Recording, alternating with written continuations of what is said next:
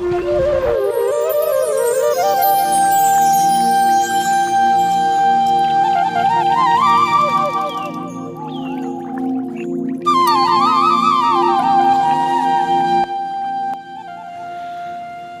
आनंदमय परात्पर अखिलेश्वर अकारण करुणा वरुणालय भक्तवांशः कल्पतरु जगत के सार सिंधु सर्वेश्वर श्री राधा मोहन सरकार के युगल चरणार बिंदु में मेरा कोटि कोटि नमन वंदन प्रणाम।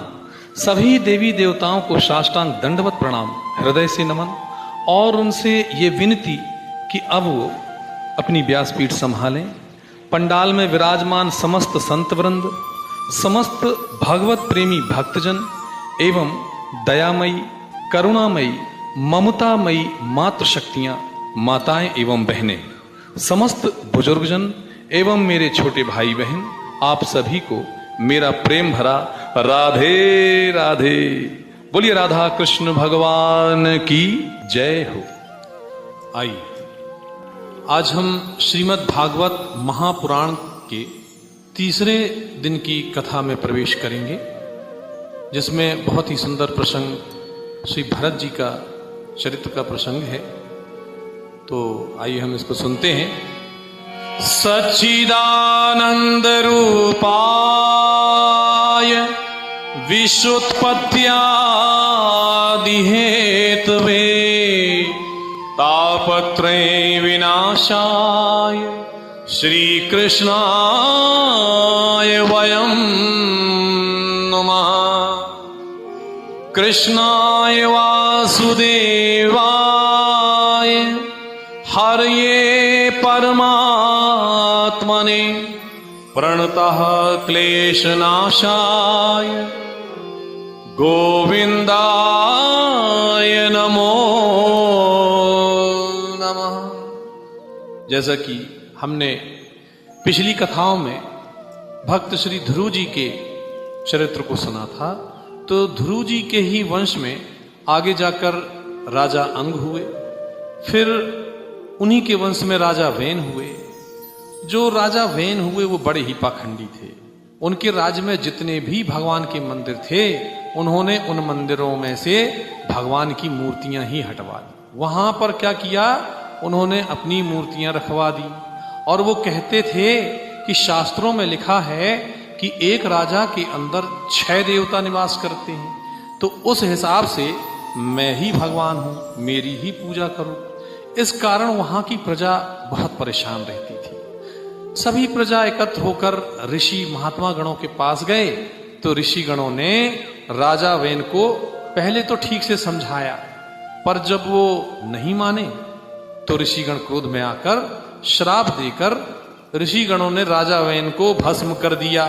अब जब राजा वेन भस्म हो गए तो राज सिंहासन खाली हो गया और कोई और व्यक्ति था ही नहीं जिसे राज सिंहासन पर बैठाया जा सके। तो प्रजा बिना राजा के और परेशान होने लगी। तब ऋषिगणों ने कहा कि अगर इतनी चिंता है और कोई योग्य नहीं है सिंहासन पर बैठने लायक, तो आप लोग कहें तो हम भगवान को ही बुला लें राजा बनाने के लिए। साक्षात भगवान को हम बुला सकते हैं। तो प्रजा खुश हो गई कि इससे अच्छी बात क्या हो सकती है भला। तब ऋषिगणों ने भगवान का आवाहन किया, पुकारा। तब भगवान वहां साक्षात राजा पृथु के रूप में प्रकट हो गए और फिर वहां की प्रजा ने उन्हें वहां का राजा बना दिया। और राजा पृथु के नाम से ही इस धरती का नाम पृथ्वी पड़ता है। और राजा पृथु ने बहुत समय तक राजकाज संभाला।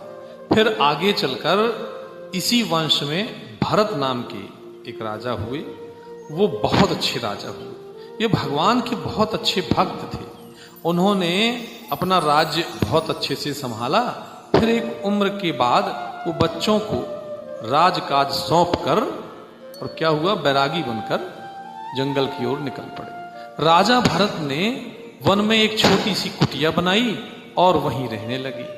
एक दिन राजा भरत स्नान कर रहे थे, तो एक किनारे पर मृगों का समूह था। मृग ताल मतलब हिरण। हिरण तो उसमें एक मादा मृग भी थी जो गर्भ से थी। अचानक वहां सिंह की गर्जने की आवाज आती है। तो सभी हिरण जो हैं वो डर गए और दूसरी ओर छलांग लगाकर भागने लगे।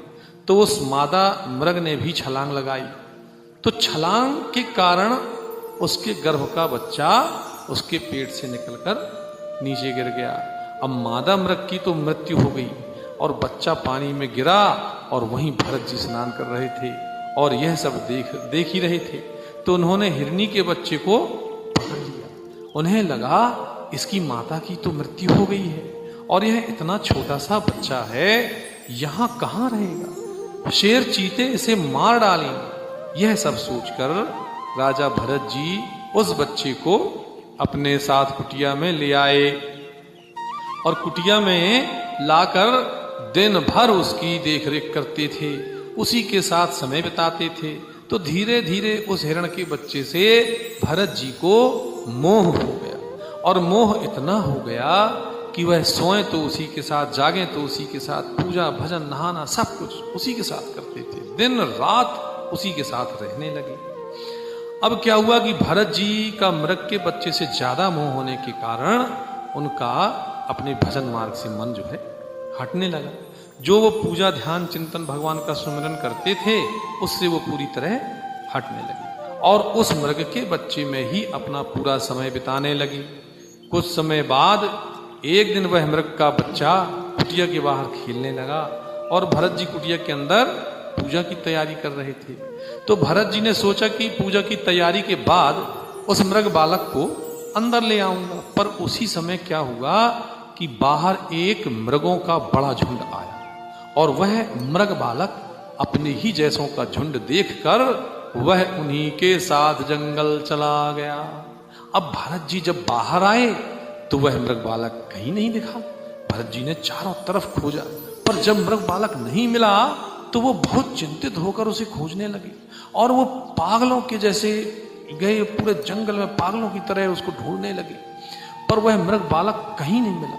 जब नहीं मिला, समय बीतता गया और जब भरत जी का अंत समय आ गया तो भरत जी के मन में, मुख में केवल एक ही नाम, मेरा मृग बालक कहाँ गया।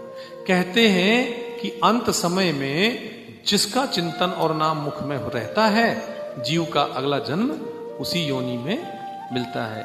इसलिए हमारे सभी संत महात्मा मुनिजनों गुरुजनों के द्वारा हमें ये शिक्षा दी जाती है कि हमें अपने इष्ट का नाम अपनी जिह्वा से निरंतर लेते रहना चाहिए, ताकि हमारे अंत समय में भी हम अपने इष्ट का नाम ही अपनी जिह्वा से उच्चारित करें, हमारे मन में हमारे इष्ट का नाम चलता रहे। और भरत जी के साथ वही चूक हुई। ये भक्त तो बहुत अच्छे थे, लेकिन अंत समय में ये मृग बालक का चिंतन करते रहे।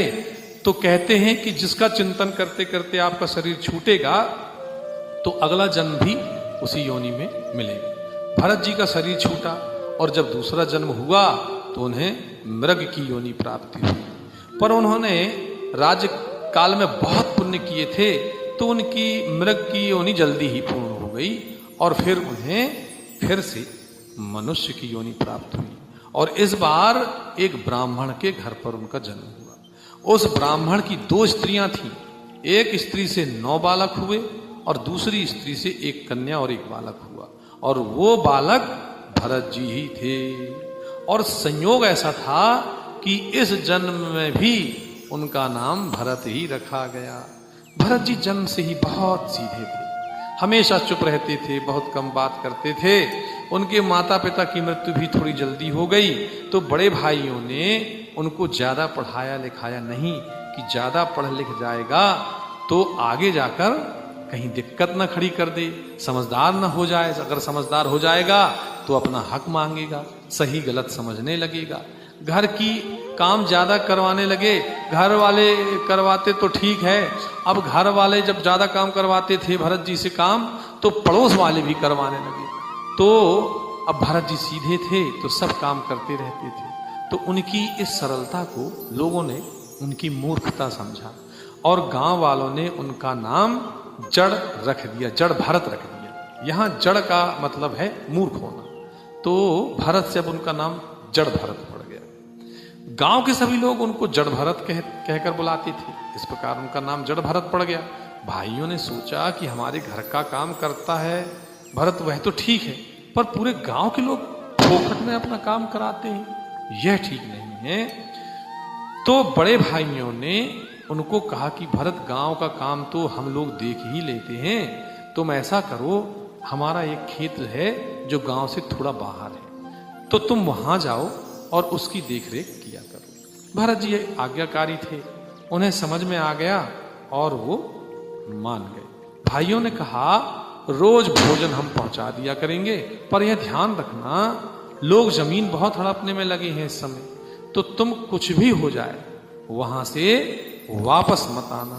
भरत जी ने कहा ठीक है, और इस प्रकार भरत जी गांव के बाहर वाले खेत में चले जाते हैं। एक दो दिन तो भोजन आया, फिर भोजन आना बंद हो गया। बहुत दिन हो गए, उन्होंने कुछ भी नहीं खाया था। अब उस खेत के ठीक पास में एक बहुत पुराना माता भद्रकाली का मंदिर था।